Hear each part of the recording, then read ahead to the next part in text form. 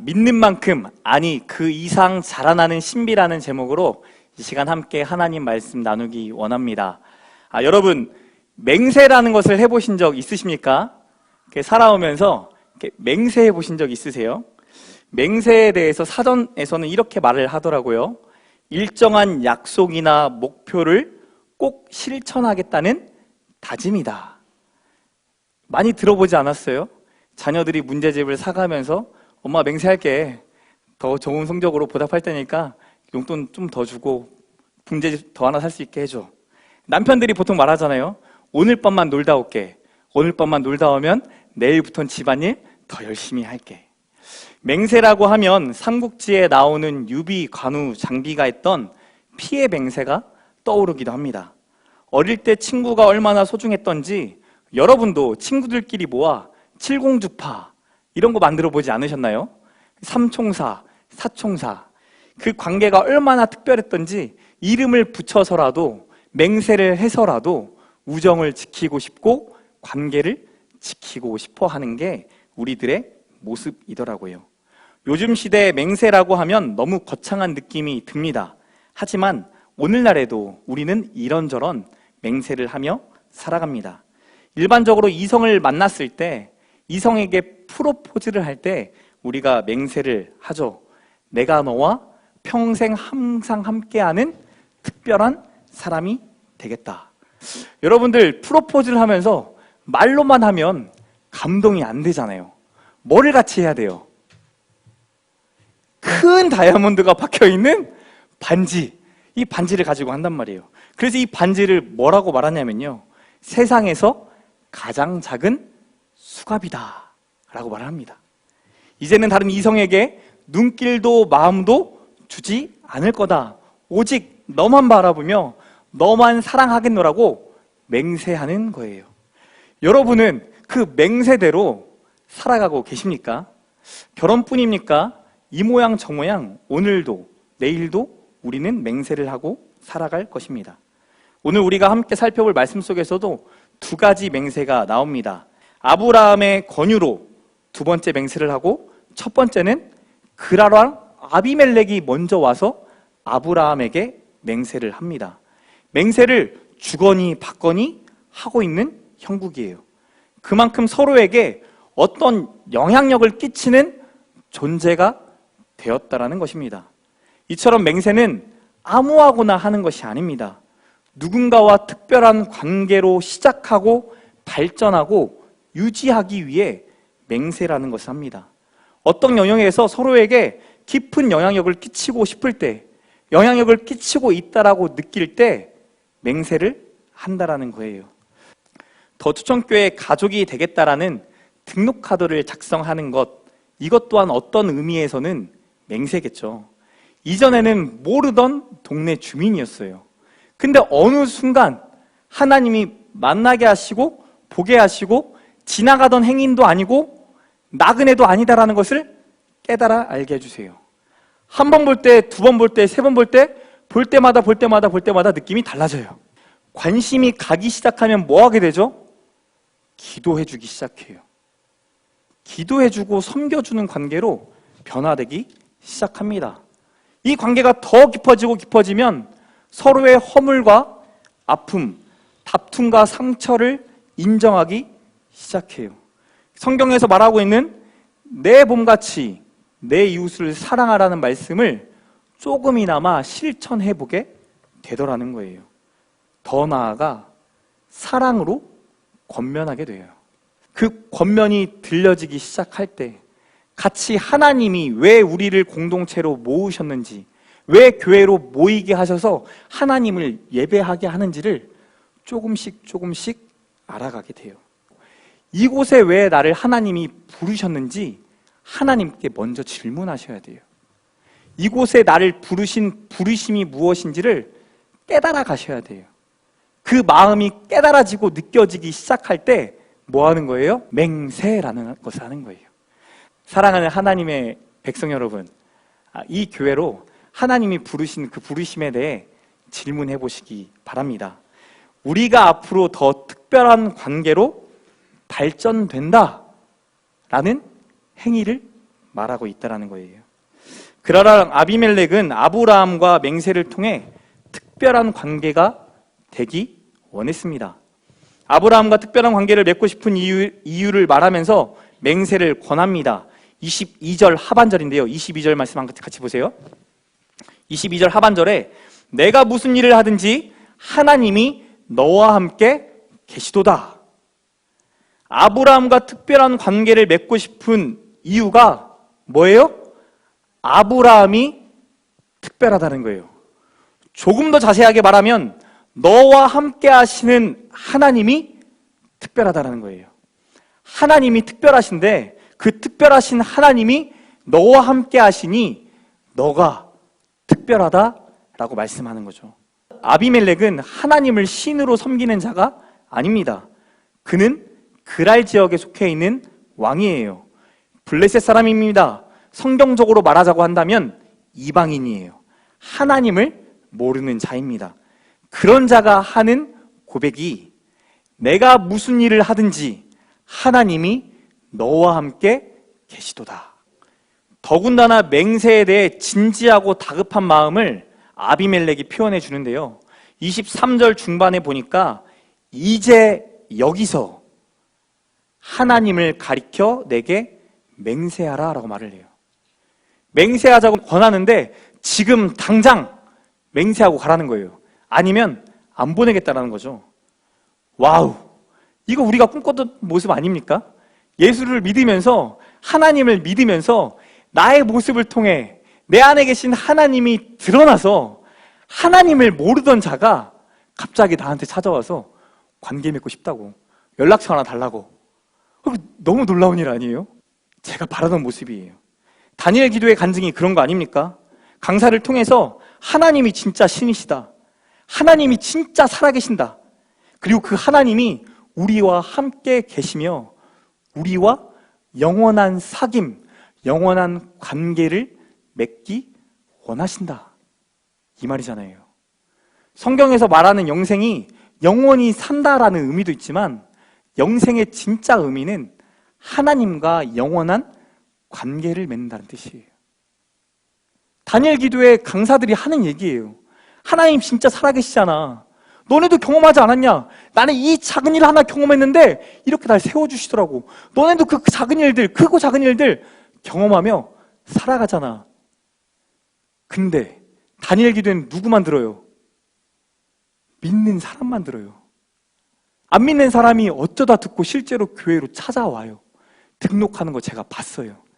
떠났던 가나안 성도들이 다시 와서 하나님을 제대로 믿어보겠노라고, 그분과 영원한 사귐을 사귀어보겠노라고 다니엘 기도회 후에 찾아오는 것을 보게 돼요. 근데 지금 이 상황은 아브라함이 간증을 한 것도 아니고 아브라함이 하나님을 자랑한 것도 아닌데 아비멜렉 왕, 그랄 왕, 이방 왕이 와서 관계를 맺자, 맹세를 하자, 네가 믿는 하나님이 특별하다 말하고 있더라는 거죠. 제가 자녀들을 위해 기도할 때, 성도들의 자녀가 왔을 때 기도해주는 기도의 내용이 있습니다. 하나님, 예수님을 믿는 자나 믿지 않는 자나 우리 사랑하는 아무개 안에 계신 하나님 때문에 이 아무개를 존귀히 여기게 해주세요. 믿으십니까? 여러분도 기도해 주셔야 돼요. 아이들이 잘 때, 아이들이 중요한 순간들을 넘어갈 때마다 기도해 주셔야 돼요. 여러분도 존귀 여겨 주셔야 돼요. 믿는 자들도 존귀 여기지 않는데 믿지 않는 자가 우리의 자녀들을 존귀 여기겠습니까? 아니요. 사랑하는 아들, 사랑하는 딸, 하나님이 이들을 존귀 여겨 주셔서 믿지 않는 자들도 이들 안에 있는 하나님 때문에 존귀 여김을 받는 놀라운 축복이 있기를 저와 여러분에게 축복합니다. 믿으십니까? 근데 오늘 이 본문 말씀, 네가 무슨 일을 하든지 여호와께서 너와 함께 하신다라는 이 말 보니까 문맥적으로 잘 따져보면 아비멜렉의 말이 그렇게 긍정적이지가 않습니다. 20장에서 아브라함이 아비멜렉에게 어떻게 했었죠? 아내 사라를 누이라고 속였어요. 다른 말로 하면 거짓말을 했습니다. 이 거짓말 때문에 아비멜렉 왕이 이미 남편이 있는 여자를 범할 범죄를 저지를 뻔했습니다. 결혼한 여인에게 수치를 줄 수 있었다는 거예요. 그로 인해 하나님이 어떻게 하셨냐면 그랄에 있는 아비멜렉 가문에 있는 모든 태의 문을 닫아버리셨어요. 민족의 생명이 끊길 만한 위기에 처했다는 거예요. 그 경험을 했던 아비멜렉이 오늘 본문 23절에 이렇게 말씀합니다. 그런즉 너는 나와 내 아들과 내 손자에게 거짓되이 행하지 아니하기를 이제 여기서 하나님을 가리켜 내게 맹세하라. 하나님의 사람인데 하나님을 모르는 자에게 뭐 한 거예요? 거짓말한 거예요. 거짓되이 행한 거예요. 하나님을 모르는 자가 하나님을 알고 난 이후에 지금 아브라함에게 말해주고 있는 거예요. 아브라함의 거짓말이 재앙이 되어 돌아왔고 하나님에 대한 두려움이 아브라함에 대한 두려움으로 연결되었다라고 말하는 겁니다. 그에게 얼마나 큰 고통이 되고 두려움이 됐으면 3대에 걸쳐서 맹세를 하라고 할까요? 그리고 이제 당장 여기서 맹세를 하라고 다급하게 요청할까요? 아브라함이 자신들에게 언제 또 거짓말을 할지, 언제 또 거짓 행함을 할지 걱정이 되고 너무 두려웠던 겁니다. 여러분 주변에도 같이 있으면 피해를 주는 사람 있지 않습니까? 괜히 신경이 가는데 좋은 느낌이 아닌 그 뭔가 다른 느낌을 주는 어떤 사람들이 있지 않아요? 그런 입장에서 바라본다고 한다면 아브라함이라는 사람이 우리에게 믿음의 조상이라고 말하기에는 좀 찝찝한 느낌이 들지 않습니까? 아비멜렉 입장에서 그랄에 와서 살고 있는 이방인 아브라함이 갑자기 굴러온 돌이 박힌 돌을 빼는 것처럼 계속 신경 쓰이는 겁니다. 보이는 힘의 논리로 볼 때 원래는 누가 누구를 신경 써야 합니까? 아브라함이 그랄의 왕인 아비멜렉을 신경 써야 돼요. 그런데 보이지 않는 힘의 논리로 보면 아비멜렉이 아브라함의 눈치를 보고 있는 거죠. 하나님의 보이지 않는 힘이 나에게만 보이는 줄 알고 거짓말을 하고 거짓되이 행했는데 하나님을 믿지 않는 자들에게도 보였고 두려움이 되었다라는 거예요. 정작 누가 먼저 보이지 않는 하나님, 그 하나님의 힘을 두려워해야 했습니까? 아브라함이죠. 그랬다면 아브라함이 거짓말을 하여 스스로 위기를 자초하지도 않았을 것이고 누군가에게 위기를 주는 피해를 입히는 사람이 되지 않았을 거예요. 여러분은 보이는 힘을 가진 자가 두렵습니까? 아니면 보이지 않는 자, 그의 힘이 두렵습니까? 보이는 힘을 가진 자가 계속 신경 쓰이십니까? 아니면 보이지 않는 힘을 가진 그 누군가가 신경 쓰이십니까? 솔직히 말하면 둘 다 두렵고 둘 다 신경 쓰이지 않으세요? 그러다 보니 위축되기도 하고 스스로 자책하기도 하고 계속 넘어지는 아브라함이 조금은 연민의 감정도 생기고 저 사람 원래 믿음의 조상 될 사람인데 왜 저러나 안타까움도 들잖아요. 가나안을 향해 나아가는 이스라엘 백성은 애굽에서 보이는 힘에 익숙했던 자들입니다. 오늘 본문 말씀이 사실은 출애굽한 이스라엘 백성들이거든요. 힘의 논리로 어떻게 세상이 움직이고 힘의 논리로 어떻게 자신들을 다스리며 그래서 어쩔 수 없이 눈치 보며 살아왔던 인생이 이스라엘 백성들의 삶이었어요. 눈치 보며 살았던 사람이 한순간에 자유를 준다고 눈치를 받지 않습니까? 오히려 저절로 눈치를 보게 돼요. 힘의 논리로 보게 되고 생각하게 되고 관여하고 싶어서가 아닌데도 불구하고 그렇게 살아오다 보니 저절로 누군가의 눈치를 보는 사람으로 살아가게 되더라는 거예요. 아브라함도 이곳저곳 옮겨다니며 눈치 보는 게 그의 일부가 되었을 것입니다. 저도 아브라함처럼 이곳저곳 하나님이 옮겨가게 하셨거든요. 전주에 살다가 호주 브리즈번으로 갔다가 이제 적응할 만하니까 하나님이 대학교를 시드니로 옮기셔서 시드니로 갔다가 그러고 나서 다시 전주로 왔는데 또 하나님이 목회자의 길을 걸어가게 하시니까 한 번도 살아보지 않았던 안산을 가고 수원을 가고 서울을 가고 다시 전주로 오고 하나님이 계속 옮겨 다니게 하세요. 사람 눈치를 보며 살던 사람들, 그 사람들에게 하나님은 하나님의 눈치를 보고 살아가게 하시더라는 거예요. 이전에는 하나님 눈치가 잘 안 보였고 사람의 눈치가 더 커 보였는데, 직장 상사가 더 크게 보였고 내 와이프가 더 크게 보였고 남편이 더 크게 보였고 자녀들이 더 크게 보여서 그들의 눈치만 보고 살아왔는데, 그랬던 자들의 시선을 하나님이 하나님 눈치 보도록 옮겨 가시더라는 거죠. 심지어 사람들이 내 눈치를 보며 살아가는 것을 경험하게 하시더라는 거죠. 내 안에 계신 하나님 때문에 나와 특별한 관계를 맺고 싶어라 하는, 그래서 나의 눈치를 보는 사람들이 있더라는 거예요.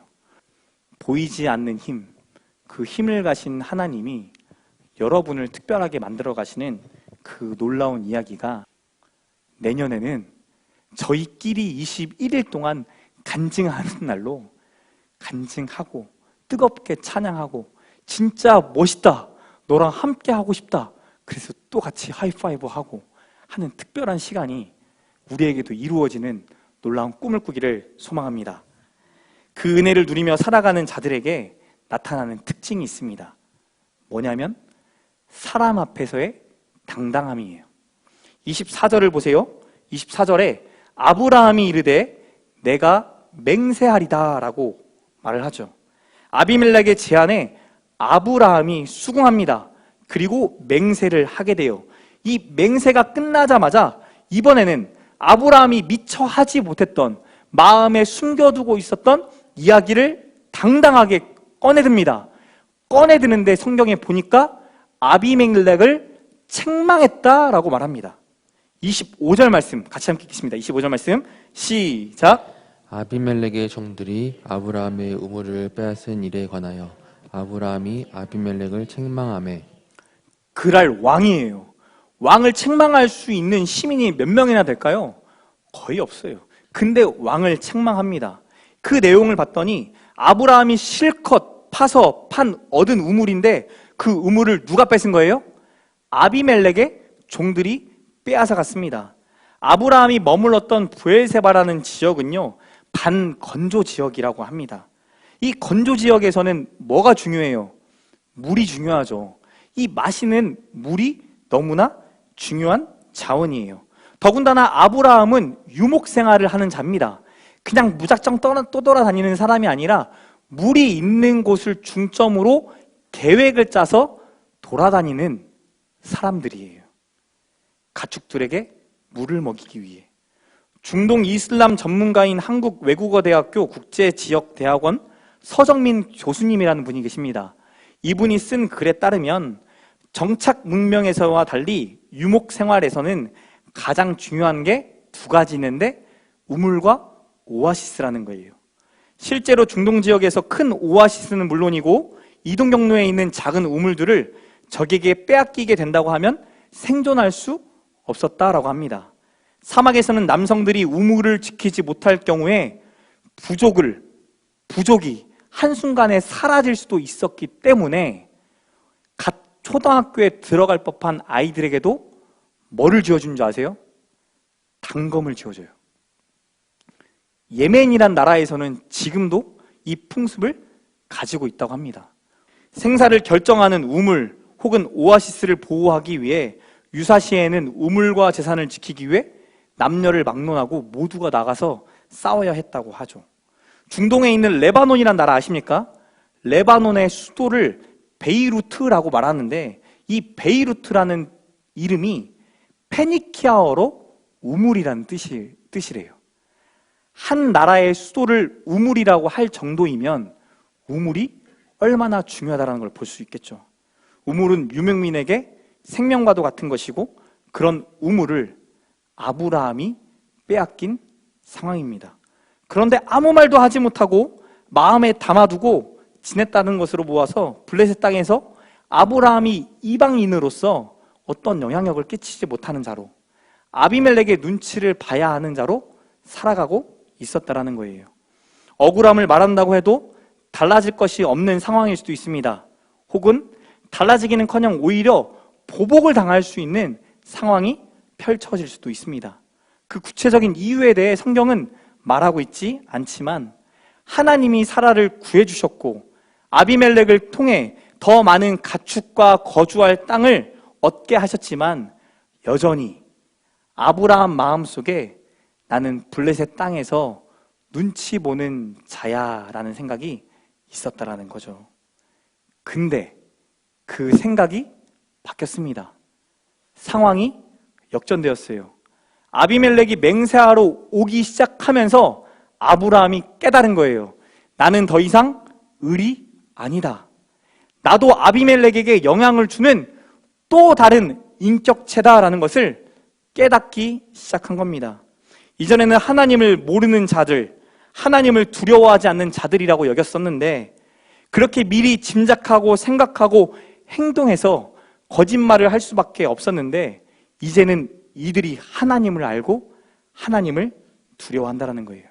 그 하나님 때문에 오히려 자신을 특별하게 여기고 자신을 높여주는 것을 경험하고 있다라는 거죠. 무슨 일을 하든지 어디에 있든 하나님이 나와 함께 하신다라는 아비멜렉의 고백이 이제는 자신의 신앙 고백으로 이어진 것입니다. 그렇게 하나님은 아브라함의 자존감을 높여주셨어요. 아브라함의 자존감을 높여주시니 아브라함이 당당해집니다. 제가 예수 믿고 참 감사한 게 뭔지 아십니까? 내가 죄 지을 수밖에 없고 넘어질 수밖에 없고 실수할 수밖에 없고 좌절할 수밖에 없는 것을 하나님이 다 아신다라는 거예요. 다 아시는데도 불구하고 이런 나와 함께 해주시는 것, 나의 하나님, 이강렬의 하나님이 되어 주신다라는 겁니다. 그러다 보니 이 믿음에 믿음을 더하다 보니 어떤 마음이 들어요? 하나님 앞에 실수하고 싶지 않은 마음들이 생겨나요. 이제는 내가 했던 나쁜 짓을 하고 싶지 않다라는 생각이 들기 시작해요. 하나님 외에 다른 신을 내 마음에, 내 삶에 두고 싶지 않은 마음들이 생겨나기 시작하는 거예요. 하나님 앞에 부끄럽고 죄송하고 미안하고 더 나아가 감사한 마음이 생겨나기 시작하더라고요. 하나님이 사람을 통해, 상황을 통해 나를 계속 믿어주고 기다려주고 인내해 주시니까 오히려 그 기대에 반응하고자 우리가 변화되는 것을 보게 하시더라는 거죠. 그렇게 하나님과 우리의 관계도 특별해지더라는 겁니다. 여러분의 자녀들이 변화되기 원하십니까? 여러분의 배우자가 변하기 원하세요? 뭐 하셔야 돼요? 믿어주셔야 돼요. 아브라함이 계속 넘어졌는데 하나님 뭐 하셨어요? 끝까지 믿어주셨어요. 하나님이 아브라함을 특별하게 여기신 것처럼 여러분도 여러분의 자녀를 특별하게 여겨주시길 바랍니다. 가수 이적의 어머니 박혜란 씨 너무나 유명하죠? 알고 계신가요? 그녀가 쓴 믿음만큼 자라는 아이들이라는 너무나 유명한 책이 있습니다. 네, 이렇게 나와요. 이 책이에요, 이 책. 이게 제가 알기로는 2006년도에 출판된 걸로 알고 있는데 이 책이 벌써 4판에 걸쳐서 다시 출판되었다고 해요. 2006년에 출판되었던 게 지금도 먹힌다라는 거죠. 그녀가 쓴 책에 자신을 이렇게 표현합니다. 취업주부 4년, 전업주부 10년, 파트타임 주부 30년, 명랑할머니 13년 경력의 여성학자. 자기 스스로 소개하는 거예요. 동네에 소문이 날 정도로 집을 치우지 않아도 집안이 어질러져 있어야 아이들의 상상력이 자라난다라는 아전인수적인 가설을 전국에 퍼뜨린 장본인이다 라고 자신을 설명합니다. 세 아들 모두가 서울대에 들어가면서 엉터리 엄마, 자식 앞길 망치는 독한 엄마에서 자식 농사 잘 지은 엄마로 자신의 이미지가 탈바꿈 되었대요. 그러면서 마지막에 이렇게 자기를 표현합니다. 여자로 태어난 것에 대해서는 불만이 없지 않지만 여자로 태어났기에 아이를 낳고 기르며 함께 커갈 수 있었던 것을 커다란 축복으로 여깁니다. 이렇게 자신을 표현했어요. 너무 당당해 보이지 않으세요? 너무 멋져 보이지 않으세요? 서울대학교에 다 들어갔기 때문에 그렇습니까? 그 중에 아들 하나가 서울대를 다니다가 때려치고 가수를 했는데 대박 나갔고 우리 모두가 알고 있는 이적이기 때문에 그럴까요? 아니요. 그녀가 2006년에 썼던 믿는 만큼 자라는 아이들이라는 책이 지금도 육아 서적으로 많은 젊은 엄마들에게 읽혀진다고 하는데요. 그녀를 찾아오는 젊은 엄마들이 그때나 지금이나 달라진 게 없습니다. 여전히 우리는 조급합니다. 아기 키우는 일이 너무나 두렵고 세상에 흔들리지 않고 자기 소신대로 아이들을 키워낼 용기가 없다라는 말을 하더라는 거예요. 2006년에 썼는데 14년이 지난 지금에도 수많은 엄마들이 찾아와서 그렇게 말하더라는 거죠. 근데 이 책을 보니까 공감이 되고 위로가 되고 격려가 되고 흔들릴 때마다 흔들리는 내 마음을 잡아주는 책이다라고 권면한대요. 여러분도 기회가 되시면 2006년에 출판되었지만 한번 찾아서 읽어보시고 또 저 중에 하나님이 주시는 마음이 있다라고 한다면 한번 실천해 보시면 좋을 것 같아요. 아이들을 키우려고 너무 애쓰지 마라. 아이들은 스스로 잘한다. 그들을 믿는 만큼 신비한 힘을 가진 신비한 존재다. 이 책의 핵심이에요. 하나님이 우리를 믿어주시니까 믿어주신 것 그 이상으로 살아가는 신비한 존재로 우리를 만들어 놓으셨어요.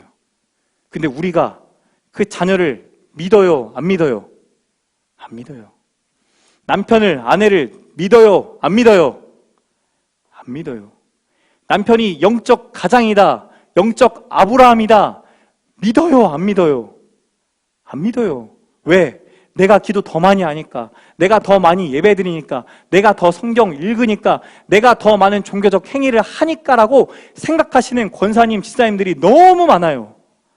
그래서 남편들이 영적 가장으로 세워질 기회조차 주지를 않으세요.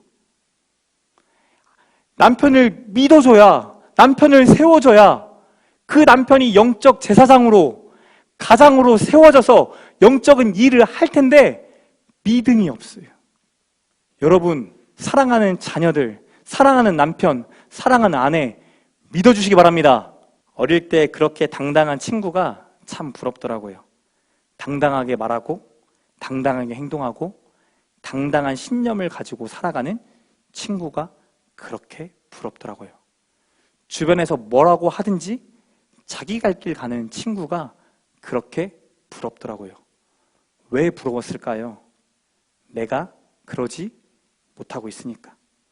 나는 누가 이렇게 말하면 저렇게 될 것 같고 저렇게 말하면 그런 것 같고 여기 흔들 저기 흔들 흔들리는 나를 바라보게 되니까 더 그 친구가 부러워지더라고요. 그랄 왕에게 당당하게 책망을 하고 자신의 요구를 말하는 아브라함이 부러우십니까? 아브라함이 하나님을 믿어서가 아니라 하나님이 계속해서 아브라함을 믿어주셨기에 아브라함에게 당당함이 생긴 줄 믿으시기 바랍니다. 당당하게 책망을 하는 아브라함에게 아비멜렉이 당황을 합니다. 자신은 전혀 몰랐던 일이라고, 오늘 처음 들었던 일이라고 변명하기 시작하죠. 해명하기 시작해요.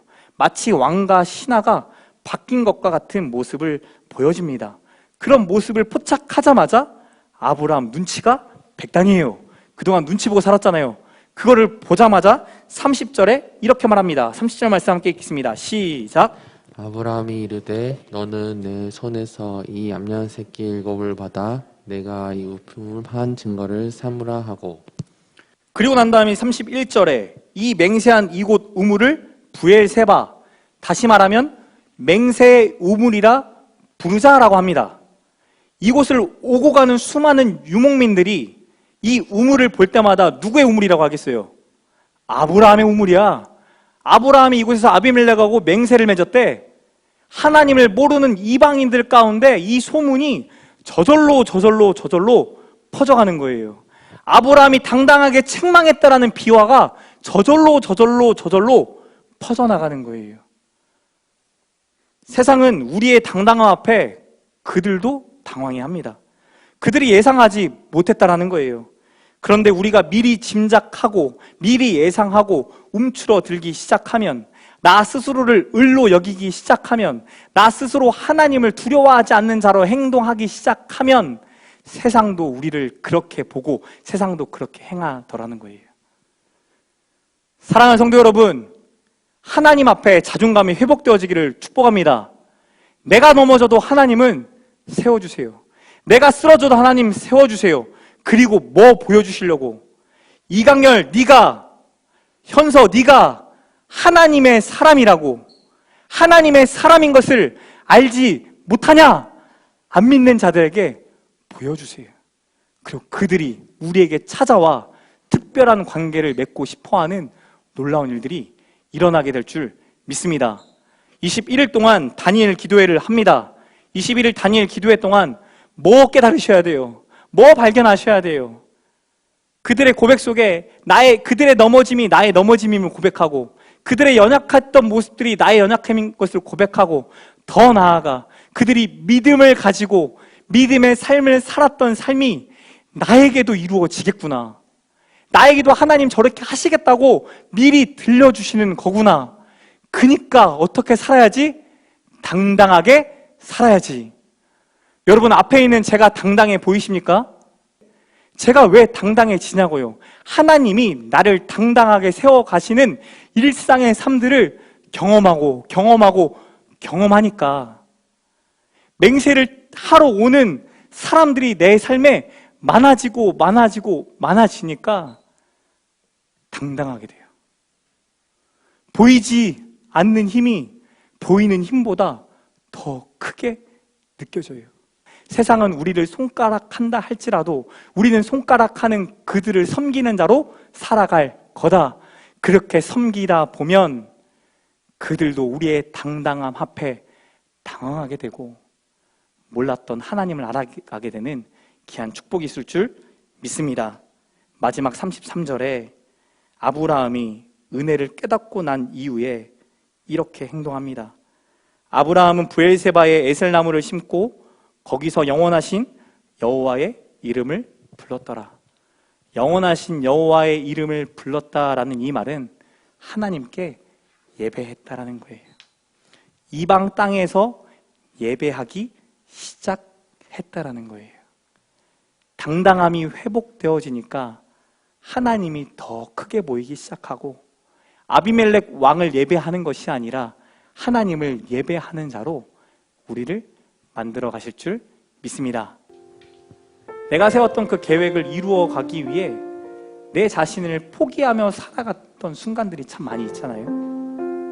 그렇게 움츠러들었던 순간들이 있잖아요. 아브라함이라고 그랄로 오고 싶어서 왔겠습니까? 갈 수밖에 없는 상황이 돼서 그랄로 왔을 것이고, 아브라함이라고 아내를 사라라고 속이고 싶었겠습니까? 근데 그럴 수밖에 없는 상황 속에 넘어지는 자신을 발견하는 거예요. 근데 하나님 뭐 하시는 거예요? 자빠져 있는, 넘어져 있는 그 자를 끌어일으켜 세우시는 거예요. 네가 무엇을 하든지, 네가 무슨 일을 하든지 여호와 하나님이 너와 함께 계시니라. 믿지 않는 자를 통해, 하나님을 모르는 자를 통해 하나님을 아는 자에게 경각시켜주세요. 네가 어디에 있든, 네가 무엇을 하든 여호와 하나님이 함께 하신다. 뭐 하지 마라. 눈치 보지 마라. 누구 눈치 봐라? 하나님 눈치 봐라. 21일 동안 하나님 눈치 보자고요. 21일 동안 하나님 눈치 보면서 하나님이 여러분에게 주시는 소망을 듣기 시작하고 깨닫기 시작하고 그 소망을 가지고 기도하면서 하나님이 하나님 되심을 드러내는 것을 보고 경험하고 간증하는 저와 여러분 되시길 축복합니다.